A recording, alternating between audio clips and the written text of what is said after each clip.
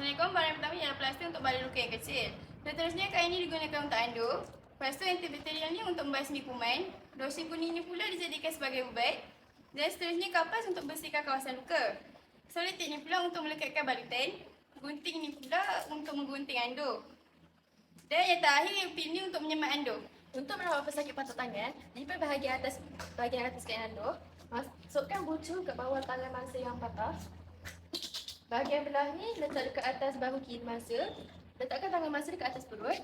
Bucu lagi satu letakkan di atas bahu kanan mangsa. Ikat di belakang mangsa. Tanya jika mangsa selesa atau tidak. Jika selesa, teruskan dengan ikatan bersila kanan atau kiri atau kanan. Selitkan lebihan kain ni dekat tepi ni. Bahagian bucu ni pintalkan dan masukkan ke dalam supaya lebih kemas. Seterusnya membalur luka di dahi. Yang pertama tali keadaan mangsa. Okey. Lepas tu kita gunakan anduh untuk membalur luka. Lipat setebal 2 jari untuk tebalkan di bahagian luka. Letak pada bahagian luka. Ikat di belakang. Dan bawa ke depan. Guna ikatan buku dia.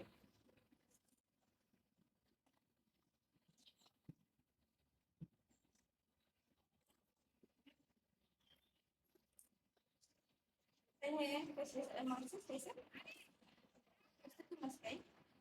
Kemaskan di bahagian belakang juga. Di RBC adalah bantu awal kecemasan sebelum ambulans tiba. Dia adalah danger. Lihat persekadaran mangsa ada benda bahaya ataupun tidak. Adakah respon? Tepuk dada bahu mangsa dan tanya adakah anda okey?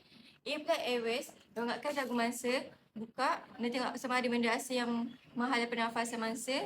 Blood beating, letakkan telinga kat mulut mangsa, lihat dari mangsa sama ada pergerakan atau tidak. Sipula compression, cari tulang rusuk mangsa, letakkan 2 jari dan tekan sebanyak 30 kali bersama 2 hembusan nafas. Terima kasih.